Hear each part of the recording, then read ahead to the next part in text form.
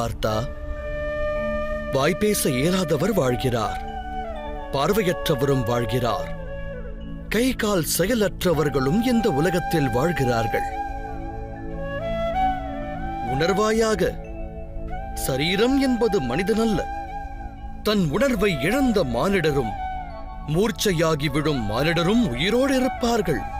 இது ஒன்றை தெளிவாக்கும், மானிடருடைய உணர்வுகள் என்பதும் சரீரத்திற்கானதல்ல.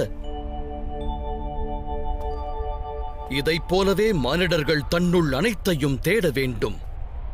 நான் இந்திரியங்கள் அல்ல, சரீரம் அல்ல, உணர்ச்சிகள் அல்ல, எண்ணங்கள் அல்ல, ஞானமும் நான் அல்ல என்று உணர வேண்டும். அந்த சத்தியத்தை உணர்ந்தால் மானிடர் அந்த அறிதலின் இறுதியில் ஆத்ம ரூபத்தை தரிசிக்கிறார்கள்.